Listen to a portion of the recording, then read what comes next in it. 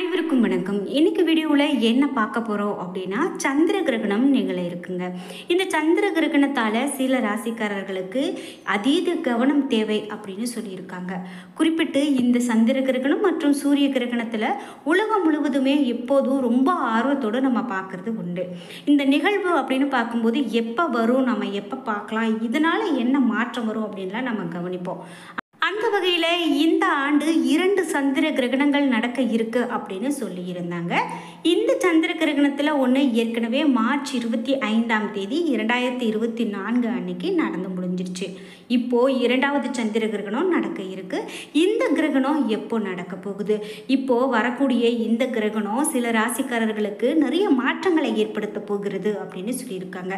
பொதுவாகவே கிரகணம் இந்த நிகழும்போது நிறைய மாற்றங்கள் ஒவ்வொரு ராசிக்கும் ஏற்படும். ஒரு சிலருக்கு அது நிறைய நல்ல பலனை கொடுக்கும், ஒரு சிலர் ரொம்ப கவனமாக இருக்கணும் அப்படின்னு சொல்லுவாங்க. பொதுவாகவே கிரகணம் பிடித்து கிரகணம் முடிகிற வரைக்கும் நாம் இந்தந்த விஷயங்களை செய்யணும், செய்யக்கூடாது அப்படின்னு நிறைய விஷயங்கள் நம்ம பார்க்கறது உண்டு. அந்த வகையில் இந்த கிரகணம் அப்படிங்கிறது எப்படிப்பட்ட சந்திர கிரகணமாக இருக்கும், இது எந்த நாள் நிகழப்போகுது, எத்தனை மணி நேரங்கள் நிகழப்போகுது, எந்தெந்த இடங்களில் பார்க்க முடியும், நாம் இந்தியாவில் இந்த கிரகணத்தை பார்க்க முடியுமா, இந்த நேரத்தில் என்னெல்லாம் செய்யணும், செய்யக்கூடாது, எந்தெந்த ராசிக்காரர்களுக்கு இது மாற்றத்தை ஏற்படுத்த போகிறது அப்படின்னு நம்ம பார்க்க போகிறோம். இந்த வீடியோவை பார்த்துட்டு இருக்கும்போதே நீங்கள் 12 ராசியில் என்ன ராசிக்காரங்க அப்படிங்கிறத மறக்காமல் கீழே கமெண்ட் பாக்ஸில் பதிவிட்டுட்டு உங்களுக்கு பிடித்த தெய்வத்தினுடைய பெயரை கீழே கமெண்ட் பாக்ஸில் பதிவிட்டுட்டு வீடியோவை தொடர்ந்து பாருங்கள். கண்டிப்பாக நிறைய பயனுள்ள தகவல்கள் சொல்லப்பட்டிருக்கு. ஸ்கிப் பண்ணாமல் முழுசாக பாருங்கள். நீங்கள் இன்னும் உற்சாகம் டிவி சேனலை சப்ஸ்கிரைப் பண்ணாமல் இருந்தால் சப்ஸ்கிரைப் பண்ணிக்கோங்க. கூடவே இருக்க பெல் ஐகானை மறக்காமல் கிளிக் பண்ணிடுங்க. வாங்க வீடியோக்குள்ளே போகலாம். உங்களுக்கு ஜோதிடத்தில் நிறைய சந்தேகங்கள் இருக்குது, ஜோதிட பலன்கள் தெரிஞ்சுக்கணும், முழுமையான ஜோதிட பலன்கள் தெரிஞ்சுக்கணும் அப்படின்னா ஸ்ரீ வராகி அம்மன் ஜோதிட நிலையத்தை தொடர்பு கொள்ளுங்கள். வராகி அம்மன் ஜோதிட நிலையத்தில் பலன் கேட்டவங்க நிறைய பேர் நல்ல மாற்றங்களை பெற்றிருக்கிறேன் அப்படின்னு சொல்கிறாங்க. அந்த வகையில் இந்த வீடியோவுக்கு கீழே டிஸ்கிரிப்ஷனில் வராகி அம்மன் ஜோதிட நிலையத்தின் தொலைபேசி எண் கொடுத்துருக்கேன். நீங்களும் சென்று முயற்சி செய்து பாருங்கள். கண்டிப்பாக உங்களுடைய வாழ்க்கையிலையும் நல்ல மாற்றங்கள் வரும். சரி, நாம் இப்போது சந்திர கிரகணத்தை பற்றி பார்த்துட்ருக்கோங்க. இந்த ஆண்டினுடைய 2வது சந்திர கிரகணம் செப்டம்பர் மாதம் 18ஆம் தேதி இந்திய நேரப்படி காலை 6:11 மணிக்கு நடக்க இருக்கு. அதே போல் இந்த சந்திர கிரகணம் காலை 10:17 மணிக்கு முடிவடையும் அப்படின்னு சொல்கிறாங்க. இந்த கிரகணத்தினுடைய மொத்த கால அளவு அப்படின்னு பார்த்தீங்கன்னா 4 மணியிலிருந்து 6 நிமிடங்களாக மொத்த கால அளவு இருக்கும். அதாவது 4 மணி நேரம் 6 நிமிடங்களாக இருக்கும் அப்படின்னு சொல்கிறாங்க. இதுவும் ஒரு நீண்ட சந்திர கிரகணம் அப்படின்னு சொல்லலாங்க. இந்த ஆண்டினுடைய 2வது சந்திர கிரகணம் வட அமெரிக்கா, தென் அமெரிக்கா, ஐரோப்பா மற்றும் ஆப்பிரிக்கா உலகின் இரவு பகுதியில் இருந்து சிறப்பாக பார்க்கப்படக்கூடியதா இந்த இடங்கள்ல எல்லாம் தென்படும் அப்படின்னு சொல்லியிருக்காங்க. இந்தியாவினுடைய பெரும்பாலான பகுதிகளில் கிரகணம் தெரியாது அப்படின்னு சொல்றாங்க.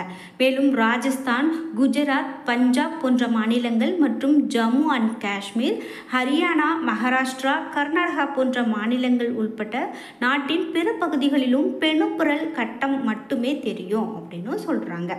அதோடு இந்த ஆண்டினுடைய இந்த 2வது சந்திர கிரகணம் செப்டம்பர் 18ஆம் தேதி நடக்க இருக்கு அப்படின்னு பார்த்தோம் இல்லைங்களா.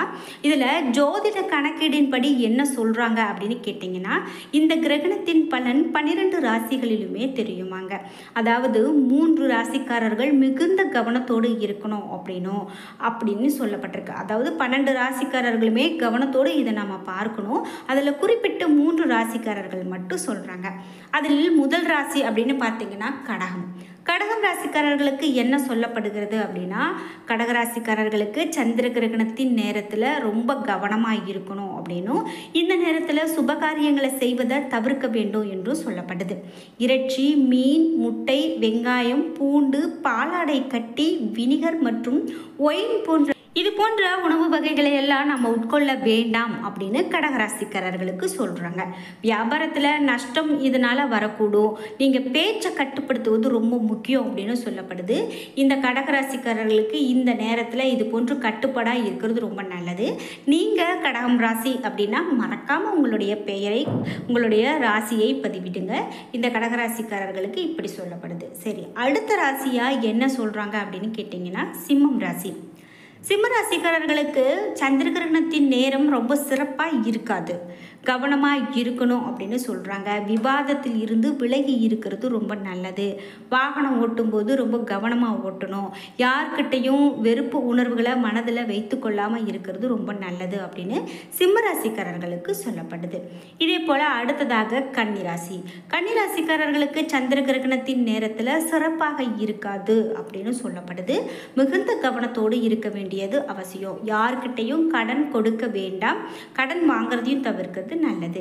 நீண்ட பயணங்கள் செய்வதையும் தவிர்ப்பது நல்லது அப்படின்னு சொல்றாங்க. மகா மிருத்யுஞ்சய மந்திரத்தை நீங்க உச்சரிக்கிறது ரொம்ப சிறப்பு அப்படின்னு சொல்றாங்க. இப்படியெல்லாம் சொல்லப்படுவதால இந்த கடகம், மிதுனம், இது போன்ற இந்த சிம்மம், இந்த 3 ராசிக்காரர்களும் ரொம்பவே கவனமாக இருக்கு. கடகம், சிம்மம், கன்னி, இந்த 3 ராசிக்காரர்களும் கவனமாக இருக்கிறது ரொம்ப நல்லது அப்படின்னு சொல்லப்பட்டிருக்குங்க. குறிப்பிட்டு இந்த சந்திர கிரகணம் அப்படின்னு பார்த்தீங்கன்னா பொதுவாகவே நாம் இதை வெறும் கண்களால் பார்க்கக்கூடாது அப்படின்னு சொல்லுவாங்க. அந்த வகையில் கிரகண நேரத்தில் நாம் என்னெல்லாம் செய்யக்கூடாது அப்படின்னு கேட்டிங்கன்னா, கிரகணத்தின் போது எதிர்மறை ஆற்றல் அதிகரிக்கும். எனவே இந்த நேரத்தில் பகவானை நினைத்து நம்ம வழிபாடு செய்கிறது ரொம்ப நல்லது. கிரகணத்தின் போது பயணம் செய்வதை தவிர்க்கிறது ரொம்ப நல்லது. கிரகணத்தின் போது உணவு சமைக்கவோ, காய்கறியை நறுக்கவோ அல்லது உரிக்கவோ இவையெல்லாம் கூடாது அப்படின்னு சொல்கிறாங்க. அதே போல் சாப்பிட்றதையும் தவிர்க்கிறது, இந்த கிரகணம் பிடித்து முடியும் வரை சாப்பிட்றதை தவிர்க்கிறது நல்லது.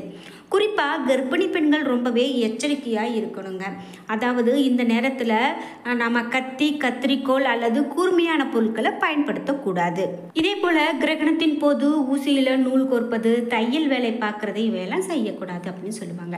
சரி, அப்போது இந்த கிரகண நேரத்தில் என்னெல்லாம் செய்யணும் அப்படின்னு கேட்டிங்கன்னா, உணவு மற்றும் தண்ணீரில் தர்ப்பை அல்லது துளசி இலைகளை போட வேண்டும் அப்படின்னு சொல்கிறாங்க.